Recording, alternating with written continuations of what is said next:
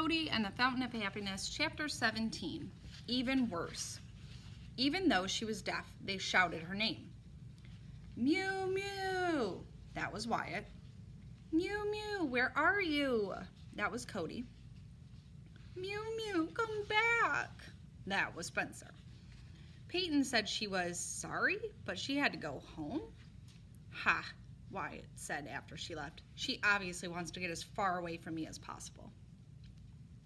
Cody waited for him to say this was all her fault, or maybe he'd skip talking and go straight to strangling her, but instead Wyatt kicked a rock and then another.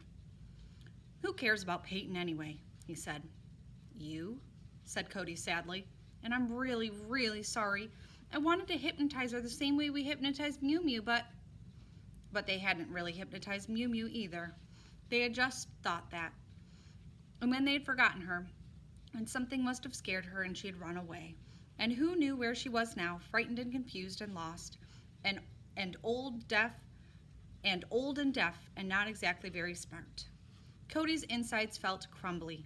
It was like she was lost too, even though she was standing in her own backyard. When Wyatt hooked an arm around her neck, she braced for the headlock, but instead he pulled her close. We'll find that gato, he promised. Magic happened. He was still Wyatt, but for a moment he was Dad too. Cody mashed her face against his t-shirt and held on tight. So she's saying that he reminded her of her dad. But then she remembered Spencer and turned around. He stood there looking so miserable that she felt lost all over again. But then, it's your fault. He shook his finger in her face. You act like you know everything, but you don't. You're just a big fat faker. His words were poison arrows flying through the air. Ouch, ouch. You don't know how to hypnotize, Spencer said. You tricked me, and now Mew Mew is lost, and she's in mortal danger. Cody opened her mouth, but nothing came out. Her voice was broken. I will never be your friend again, howled Spencer. I wish I had never met you. Never, ever. Hey, go easy, Dad, Wyatt said. This is no time for fighting. We have to pull together. We need to think like that cat. Where would she go if she ran away? Cody and Spencer locked eyes. Two brains, one thought. Just like that, they began to run. Cody was faster than Spencer. She sped down the street.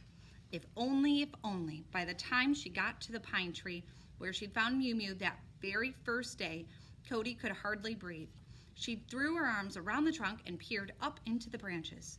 An annoyed squirrel peered down at her. Gee, it said, which is squirrel for, no way, Jose. Spencer and Wyatt raced up, faces full of hope, but Cody only shook her head sadly. We better tell Gigi, said Spencer.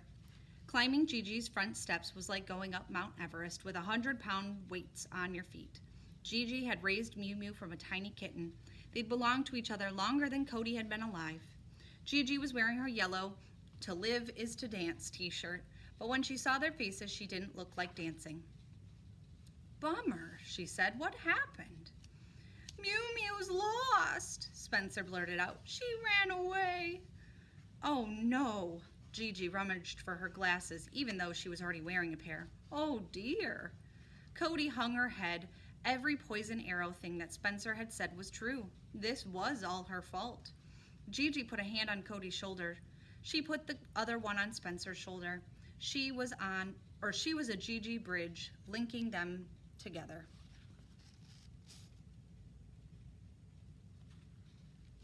Mew Mew is a scaredy cat, Gigi said. She won't go far. She'll find someplace good and safe and wait till we find her. Cody peeked at Spencer, but he refused to look back. Part of her thought, I don't want to blame you for being mad at me. But another part thought, who needs you anyway, you old snifflepuss? That was so confusing she decided to stop thinking for a while. Gigi said that they'd hunt around here. Wyatt promised to call later. Then Cody and her brother walked home slowly, eyeballing every shrub and lawn chair and parked car. They asked one person after another if they'd seen a fat striped cat. No, sorry, they'd all said. By the time they got home, Mom was there. When she heard the news, she quick changed from her kitten heels to her neon green walking shoes. Just before they fanned out out over the neighborhood. Who should ride up on her bike but Peyton Underwood? I feel so responsible, she said. And besides, I adore that cat. Can I help look? Even though Mom, an official grown-up, stood right there, Peyton looked at Wyatt. He cleared his throat several times, like he was about to make an important speech in front of an enormous crowd. Sure, he said. That's where we're going to stop today.